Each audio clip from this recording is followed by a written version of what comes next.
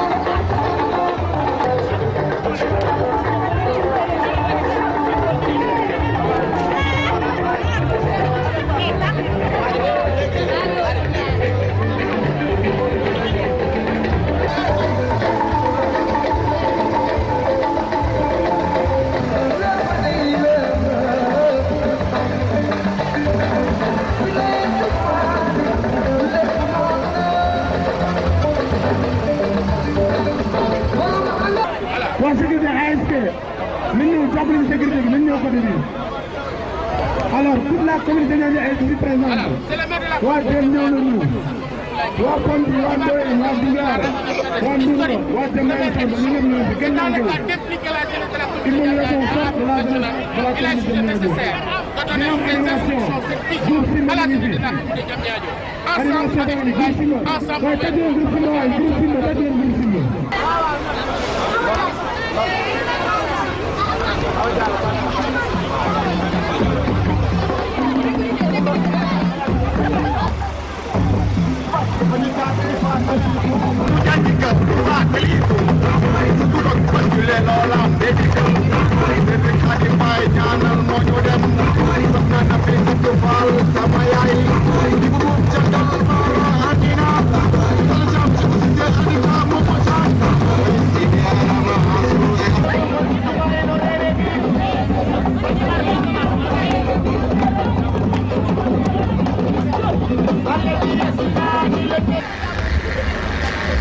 Mesdames, Messieurs, nous allons démarrer cette première édition de la randonnée pédestre qui a pour thème ce matin l'éducation et la protection de l'enfant, un devoir pour tous.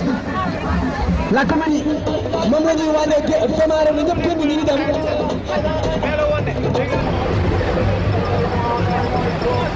Voilà, dañuy commencer les étirements pour que donc Arona soo paree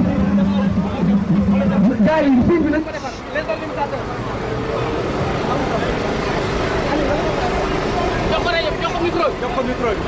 xool leen Arona dañuy def étirement étirer les mains levées tout le monde voilà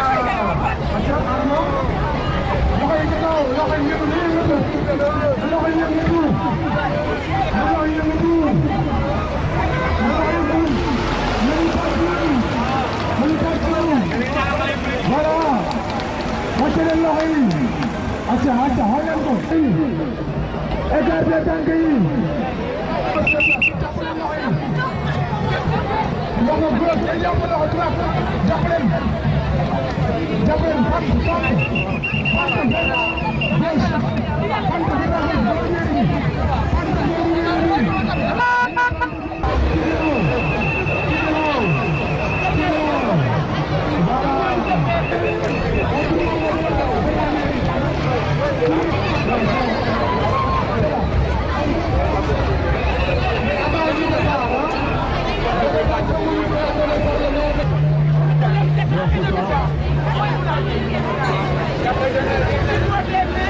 une activité sportive.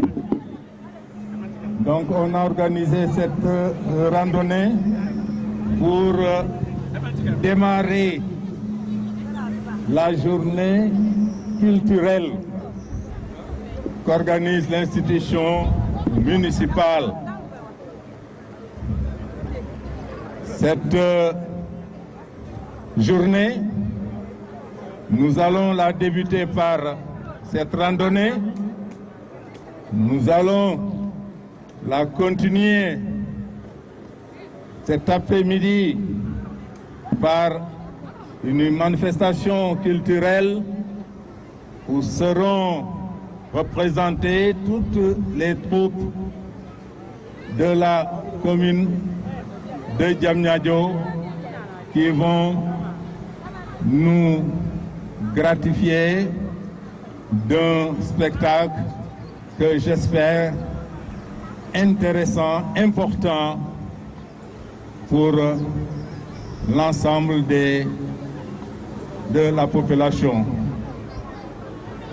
Ce sera un moment où les diverses ethnies de la commune présenteront au public, à l'assistance, les facettes de leur culture, où nous aurons l'honneur de voir l'ensemble des cultures, la diversité culturelle qui existe dans notre commune, qui existe au Sénégal, dans la capitale pour la commune. Après cette cérémonie, cette manifestation, on aura le plaisir et l'honneur d'assister au concert que va donner notre ami et frère, la star planétaire, El Hadj Baba Maal. El Hadj Baba Maal. Donc ce sera aux environs de 21 heures. Donc à ce concert, nous convions particulièrement la jeunesse de Diamniadio, mais la jeunesse du département de Rufisque. Donc, chers participants, je voudrais remercier tout le monde et souhaiter une parfaite réussite à cette journée culturelle. Donc, je déclare ouvert la semaine culturelle par cette randonnée PDR. Je vous remercie. Merci beaucoup, monsieur le maire. Nous avons saisi. Voilà les convoyeurs. Merci. En attendant, tout doucement, là.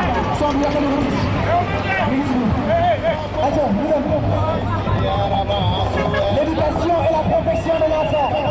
Voilà, tous les femmes de Sénégal, ils engagent, ils répètent là. C'est vraiment joli, c'est une culturelle. Mais également, toute l'organisation de la jeunesse de Diamniadio pour magnifier cette grande activité de randonnée pédestre, c'est quand même une grande réussite. C'est une première fois dans la commune de Diamniadio. Merci. Mais également, nous allons remercier l'ensemble des membres du Conseil de la jeunesse pour cette grande mobilisation.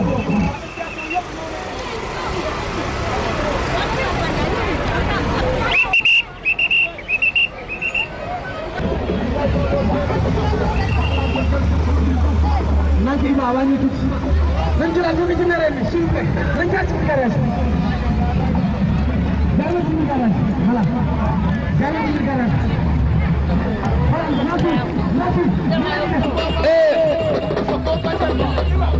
Les acteurs leaders du développement municipal, l'association, le gouvernement scolaire du lycée de Diamniadio municipal, également l'association Pelamifa municipal, et mesdames, messieurs, les leaders et acteurs de Diamniadio municipal, mesdames, messieurs, le mouvement pédagogique de Diamniadio municipal.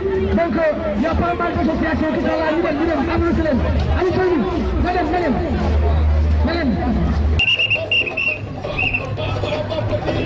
Voilà, c'est parti. Je le disais tantôt. Voilà, les leaders également sont là. Je vois Dabdan, je vois Mamadou, de Sinipounti. Les leaders sont là. Mais également les acteurs culturels.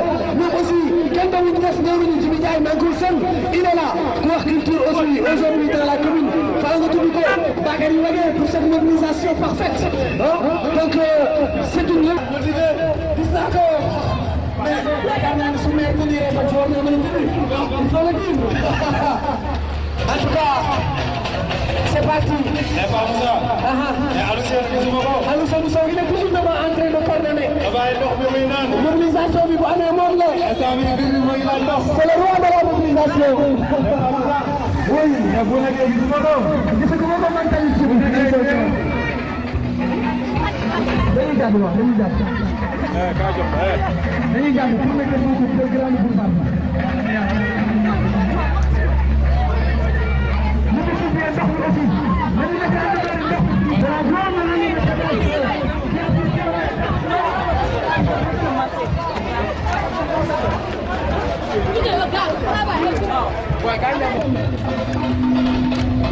Voilà. La Croix-Rouge ne nous a pas dit en attendant la construire. Voilà, je le suis. C'est un signe de la Croix-Rouge.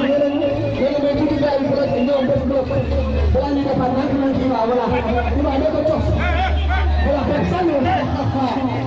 Vraiment, qui est là en train d'organiser l'événement, merci. Je vois l'ensemble des conseils municipaux qui sont venus également répondre massivement à cet appel. Merci, cette organisation est quand même parfaite. C'est une grande réussite pour la commune. Et je l'ai vraiment dit, donc je le rappelle, Lamine Faye, président de la commission culturelle, merci. Merci pour cette organisation. Et également merci au président de la commune, Karoussa,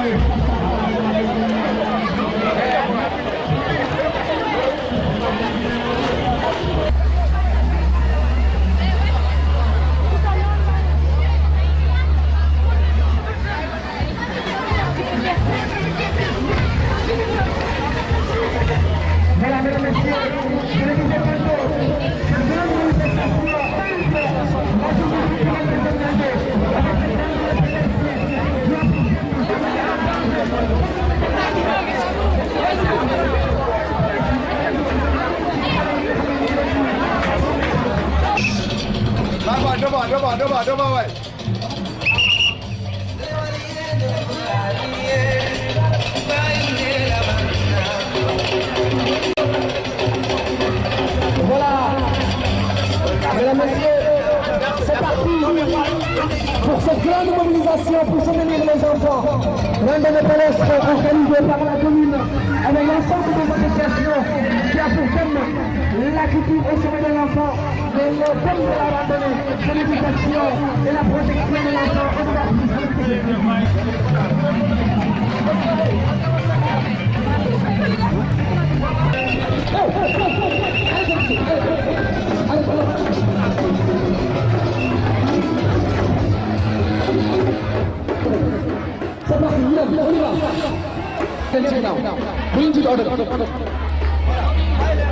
Voilà l'animation. Voilà la Croix-Rouge. Malheureusement, ils sont encore pour 3 jours la Croix-Rouge de Diallo. Donc vous savez, la Croix-Rouge il y a encore de formation pour secondaire.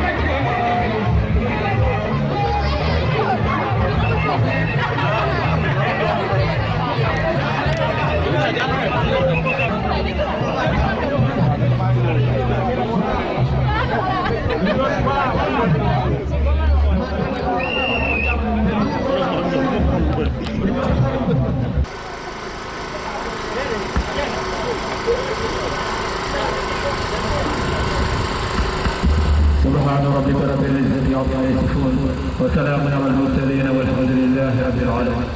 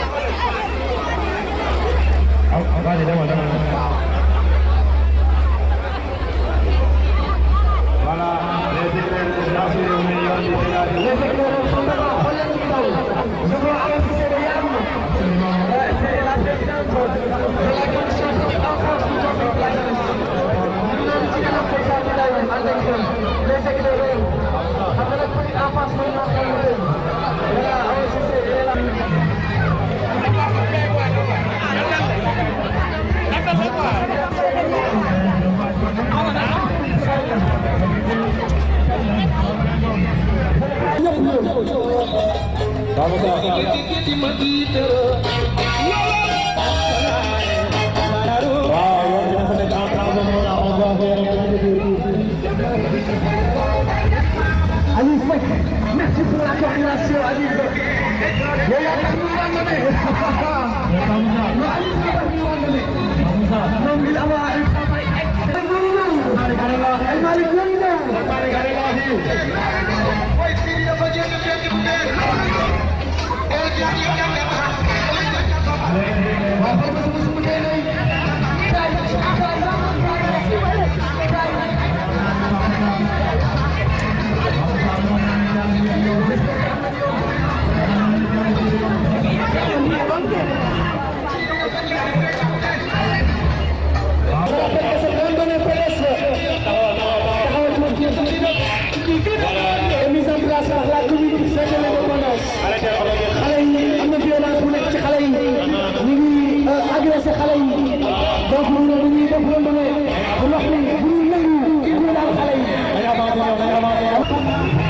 Voilà, Madame Fabien, le festival de Toulouse, le 77 avril, à partir de 9h, qui sont devant la gare routière. Après la Tuena, le festival de Toulouse, ils sont les médailles d'or de Toulouse sur le déménageur. Ils sont remportés les championnats du Sénégal de Toulouse sur le déménageur. Allez,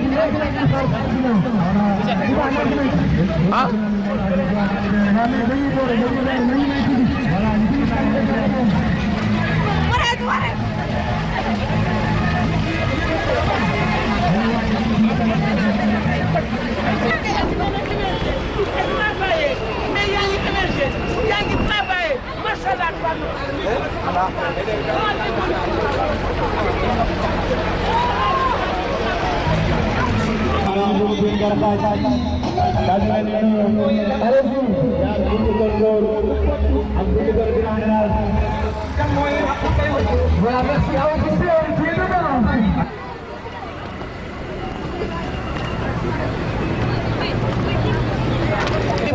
Le président de la commission éducation et formation du Conseil de la jeunesse, merci pour cette belle mobilisation, Paris, merci. Dégagez la fête bien.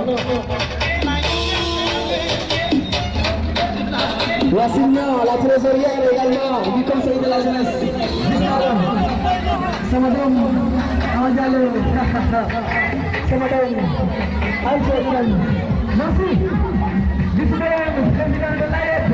Le président de l'AED également est là. Le président de l'association des élèves et des étudiants là.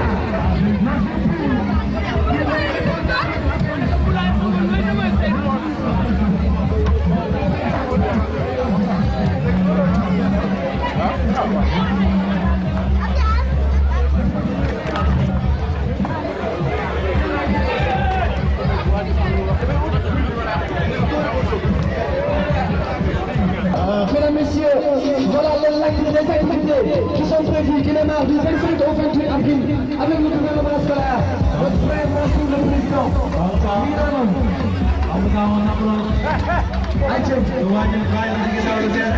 Le gouvernement du Califou également, ils sont là.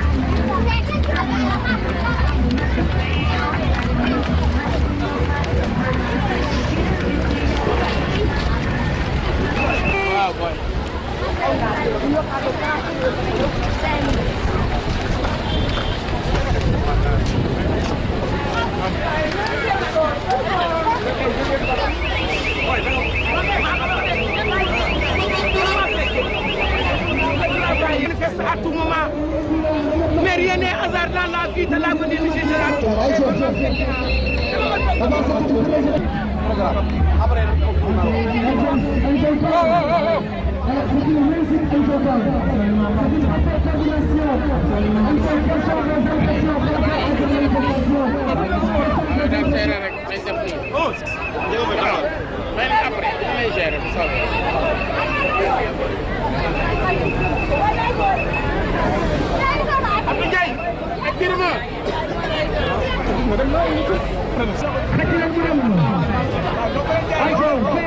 Venez de présider et de participer à la première activité de cette journée culturelle de Diamniadio sous le thème la protection et l'éducation des enfants. Quel message voulez-vous livrer à travers ce thème?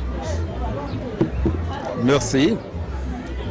Comme vous l'avez si bien dit, la commune de Diamniadio a initié cette première journée culturelle dont l'objectif est de revisiter le patrimoine culturel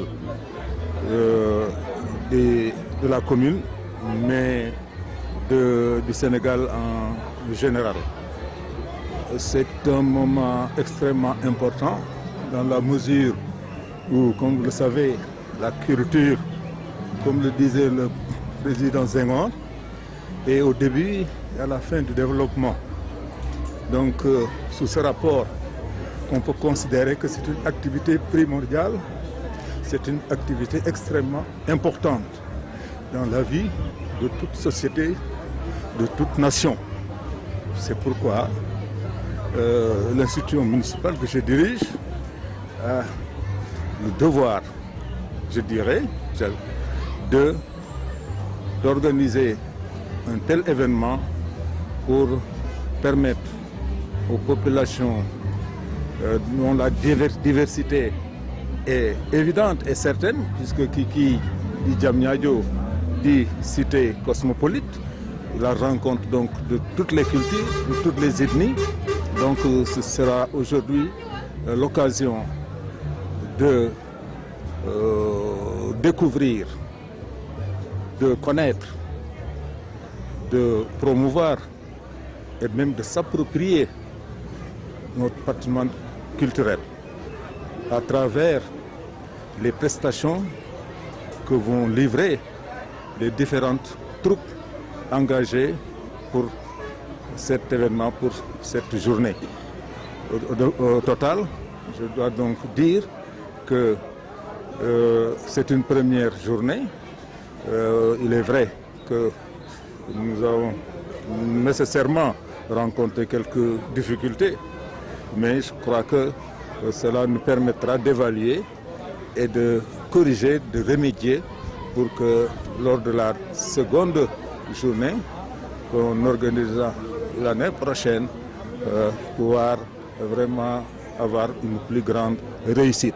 Mais je dis d'ores et déjà, il y a une réussite. Je l'ai dit tantôt parce que nous avons convié toutes les populations, elles ont répondu présentes.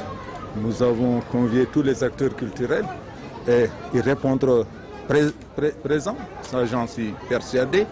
Et je crois donc au total, nous pouvons dire que la journée est partie pour être une journée culturelle, mémorable pour toutes les populations de Diamniadio, pour tous les citoyens de Diamniadio. Mais j'ai le plaisir et aussi l'honneur d'informer les populations que nous allons, en dehors de cette manifestation culturelle, que nous allons organiser à partir de 16h, une soirée, un concert, une soirée musicale qui sera que notre ami Baba Mal viendra assurer. Et tout le monde sait la qualité de la musique de Baba Mal, tout le monde sait la popularité et tout le monde sait son talent. Je crois que les populations et la jeunesse en particulier viendra assister à ce concert qui sera un concert dont les citoyens de Diamniadio se rappelleront. Donc voilà ce que je voulais dire, mais tout en, pour finir, remercier l'ensemble des participants, l'ensemble des acteurs qui ont eu à dérouler les activités, à encadrer l'activité, à mettre en œuvre cette activité. Je veux notamment penser à l'intercommission de la culture dirigée par Lamine Faye, la commission jeunesse sport dirigée par Daoud Assis et la commission finance dirigée par Cheikh Ndiaye. Et je n'oublierai pas aussi l'équipe municipale qui n'a ménagé aucun effort pour que véritablement cette journée puisse être une véritable réussite. Je vous remercie. Donc comme jërëjëf ni nga ko waxee tey commune bi ci xalaat yu équipe municipale bi yëpp xam ni xëy na am naa ci xalaat bu ma jiital mais bi ñu ko defee aussi ñëpp dañ ma ci fekk si ñu war a def bis bi nga xam ni bii dañ ko jagleel aada ak cosaan te ñëpp xam na ni aada ak cosaan kenn mënula am lu ko gën a rëy puisque président Senghor dafa daan wax lii jëm ci aada ak cosaan waruñu koo bàyyi mooy réew mooy door yokkuteem réew mais mooy jeexal aussi yokkuteem réew donc mooy tax réew yokku donc loolu defe naa ni ñun ñu ngi ciy bàyyi xel bu baax a baax parce que jàpp nañ ni Diamniadio ñi fi nekk bari na ethnie yi fi nekk bari na cosaan yi waaso yi bari na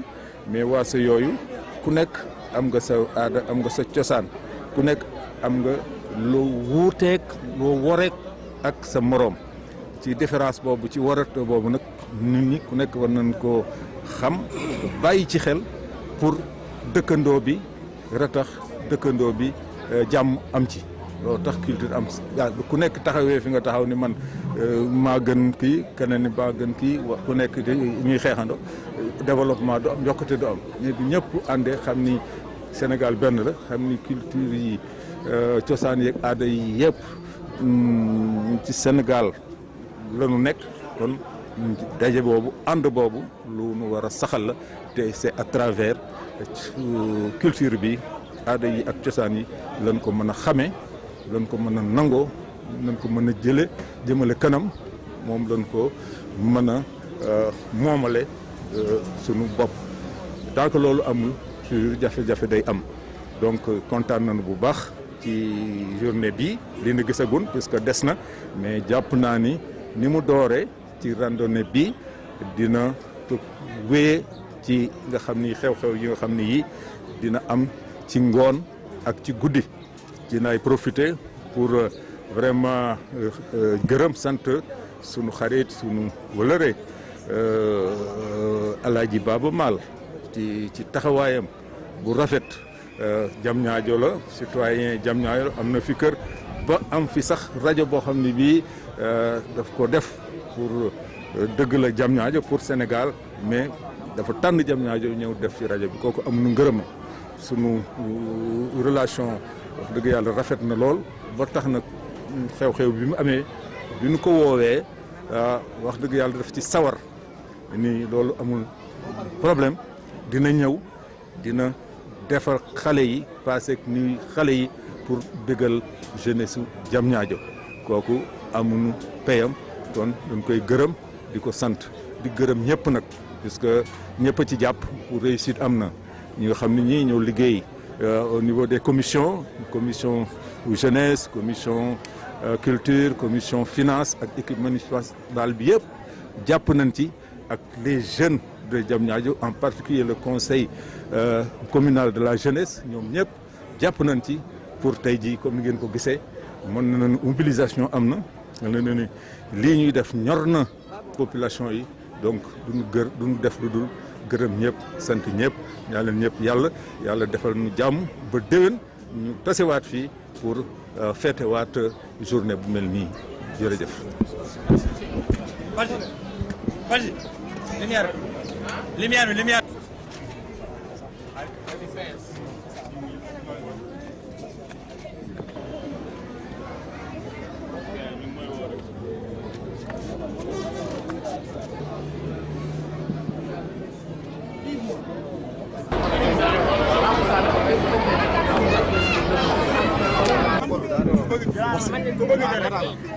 De la jeunesse de Diamniadio.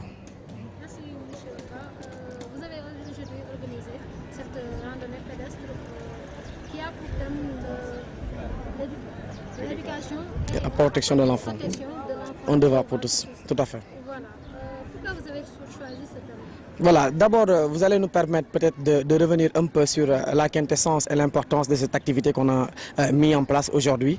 Nous avons jugé nécessaire, dans le cadre d'une grande journée culturelle qui a été organisée par la commune de Diamniadio, d'impliquer l'ensemble des associations de jeunes.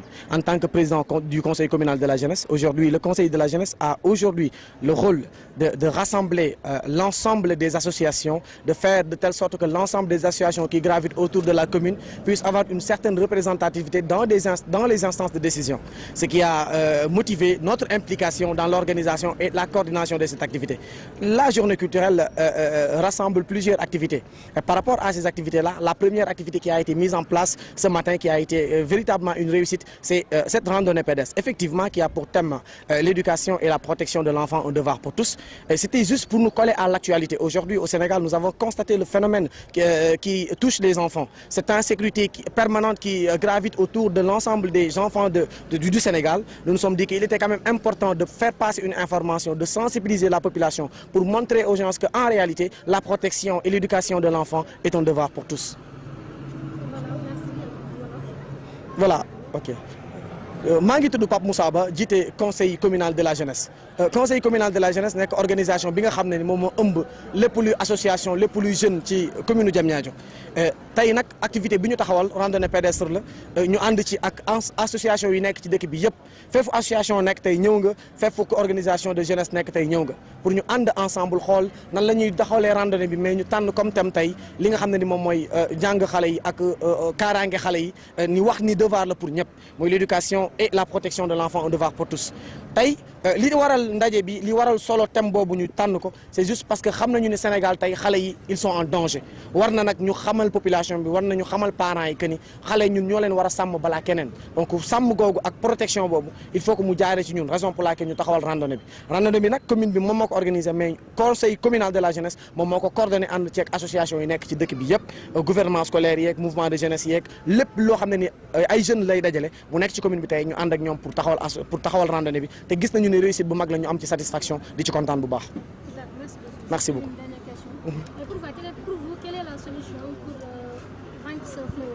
D'accord. Pour nous, la solution, c'est d'abord forcément la sensibilisation. Raison pour laquelle nous avons commencé par organiser cette randonnée pédestre et passer dans toutes les grandes artères de la commune afin de sensibiliser, de montrer aux parents que d'abord, l'enfant, le premier protecteur de l'enfant, ce sont ses parents d'abord, qui doivent veiller à son éducation, qui doivent veiller à sa protection. Raison pour laquelle nous avons tenu quand même à mobiliser l'ensemble de ces jeunes pour montrer en réalité que la protection de l'enfant, ce n'est pas l'enfant lui-même, mais c'est vis-à-vis de ses parents, vis-à-vis de tout ce qui habite avec lui, raison pour laquelle c'était d'abord pour mettre en place une stratégie, pour mettre en place quand même une solution. Nous avons visé nécessaire qu'il faudrait nécessairement sensibiliser, il faudrait nécessairement faire comprendre en réalité la responsabilité qui aujourd'hui incombe aux parents.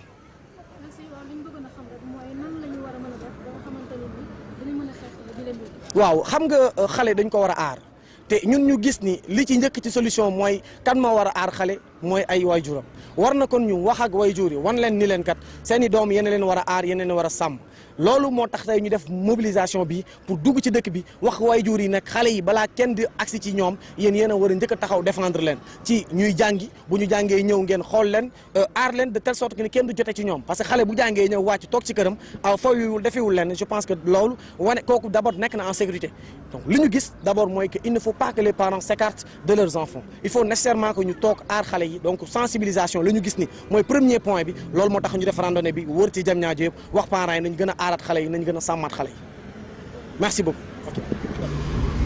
Bon asalaamaaleykum wa rahmatullah man maay maître Abdallah Badji nekk Diamniadio yor école Shaolin d'or de Diamniadio formé élève depuis 1997 maa ngi formé ay élèves jël 5 fois champion du Sénégal jël 2 fois vice champion d'Afrique kon lu may lancer population bi moom mooy toujours éducation bu ñuy former ñu nga xam ne boobu lañ nekk di former élèves yi si à Diamniadio kon bëgg naa ñëpp tamit na ngi gën si jàpp si mën a dimbale armation bi gën a dem si kanam loolu laa am pour lancer message ñi nga xam ne waa population Diamniadio kontaan naa si yéen tellement aussi remercier autorités yi nekk Diamniadio ñu ngi def lépp tamit lu ñu mën bon ñu ngi lancer tamit message encore gën leen góorgóorlu te aussi ñu ngi préparé pour 5e édition moom mooy festival des arts martiaux Shaolin ba nga xam ne ñu ngi ko yàgg a organiser ren mooy 5e édition samedi le 7 avril kon loolu laa am pour lancer waa population bi.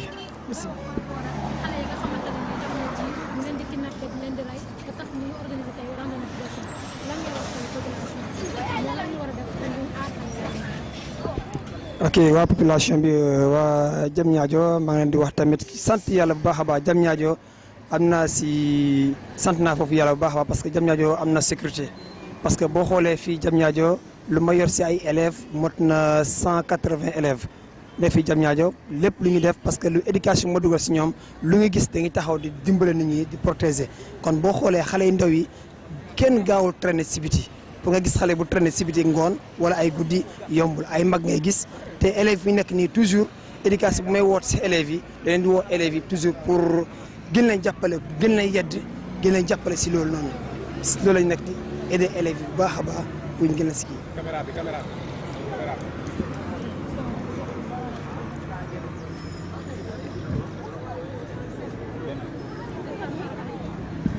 est-ce que yaakaar nga ni tey xale yi ñoom tey aar bi ñu def nii dina la war a mën a dimbali ci kidnapping yi rey yi nga xamante ne dañ koy def.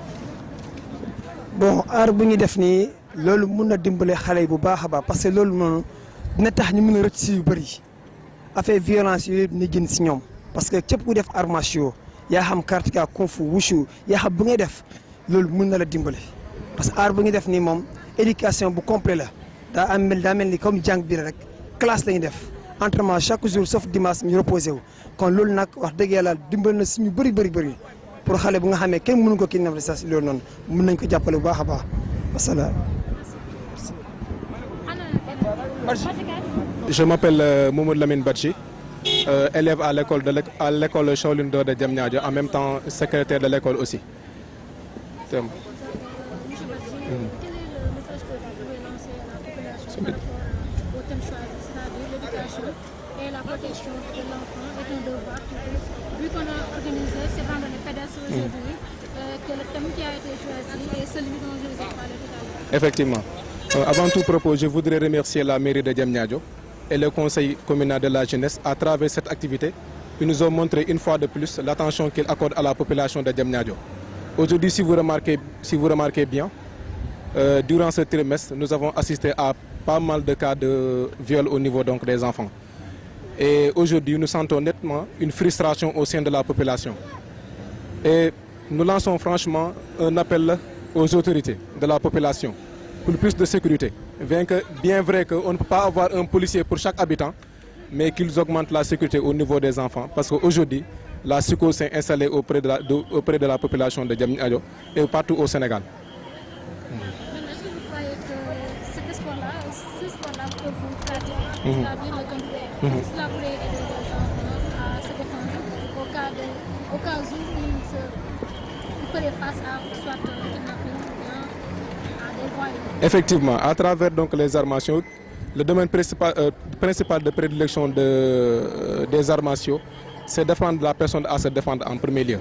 Donc avec les arts martiaux, nous espérons bien aussi que l'enfant pourra se défendre quand il aura, donc, comment dirais-je, excusez-moi, peut-être que je ne maîtrise pas le domaine carrément, mais excusez-moi. Via les arts martiaux, grand, excusez. Le domaine principal de prédilection des arts martiaux, c'est d'apprendre la personne à se défendre. Et nous pensons bien que l'art martiaux que nous sommes en train de faire actuellement, il s'agit bien de Kung Fu, permettra à l'enfant à toutes les circonstances de pouvoir se défendre. Effectivement. Merci. Ok, merci beaucoup.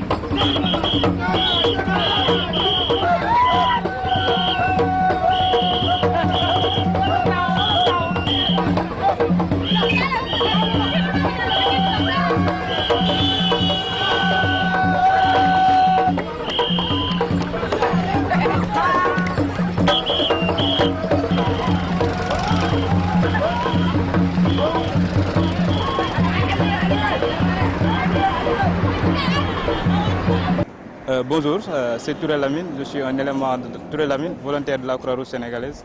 Je suis secouriste basé au niveau de Diamniadio, la localité de Diamniadio. À l'issue de la randonnée pédestre qu'on vient d'assister et que le thème qui a été choisi est l'éducation et la protection de l'enfant est un devoir pour tous.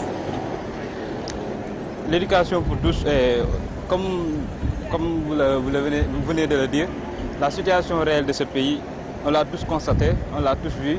Les enfants aujourd'hui sont kidnappés et soumis à des tortures, à des bravages qui sont souvent néfastes, qui ne sont pas beaux à voir.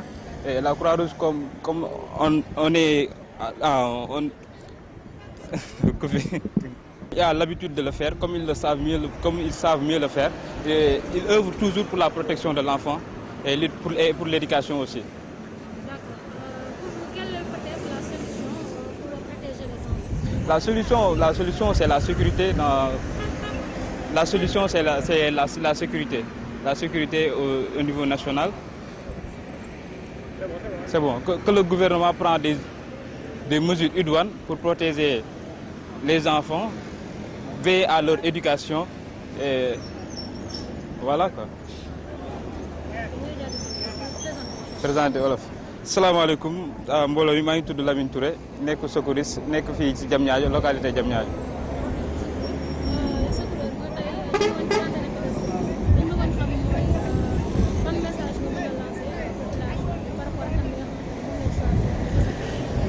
Aujourd'hui ñu ngi fii ci randonnée pédestre bi Diamniadio organisé commune organisé ko ñu thème bi ñu dubbee ko daal di koy jagleel xale yi. léegi ñu ñëw fii di participer aussi randonnée bi pour couverture randonnée bi message bu ñu siy lancé rek mooy lii yéex nañ koo def protéger xale yi veiller seen éducation dañ ne l'éducation et la protection de l'enfant un devoir pour tous devoir la pour boo xam ne ñëpp si war a xar suñu tànk tubéy dimbali xale yi aar leen sàmm leen yóbbu leen école ñu jàngi daal loolu mesures yi ñu war a jël dafa war a doon mesures yoo xam ne yu permanent yoo xam ne dafa war a continuer mesures yoo xam ne dafa war a jóge ci kaw wàcc suuf law suuf ñëpp ci bokk protection de l'enfant du état du ñëpp war a bokk ñëpp war a boole seen doole protéger xale bi tey sécurité benn mesure la boo xam ne war nañ ko mën a jël.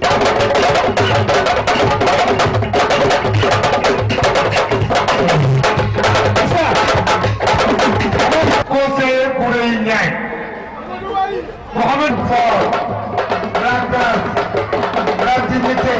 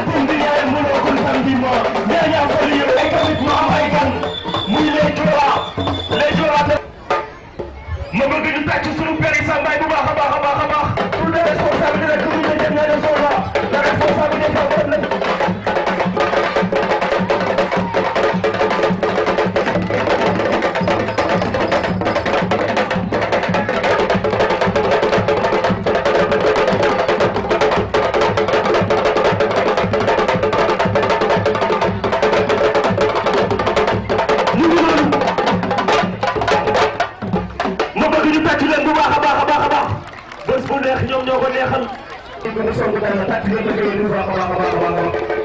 bu ci jógee également ñu am teewaayu askan bu mag askan bu yaatu jógee ba Casamance ana waa Casamance.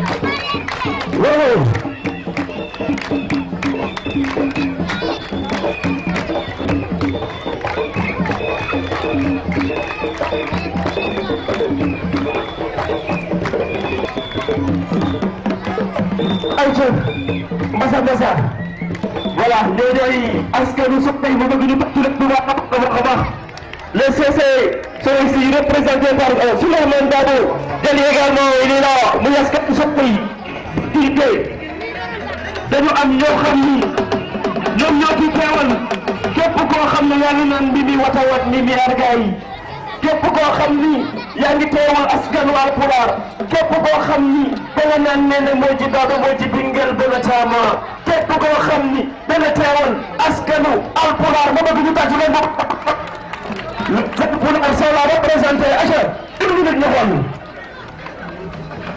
jërëjëf commune Diamniadio Roumane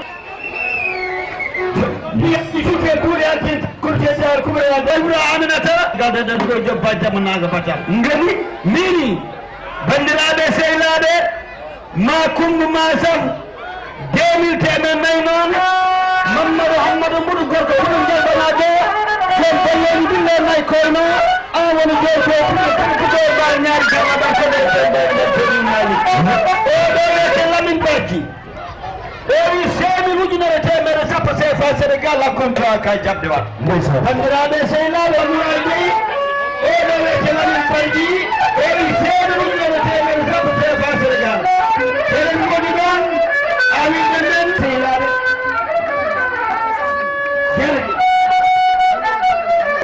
yakaren woye nuni yakare mino seete ire ma jalde wona ten e koynani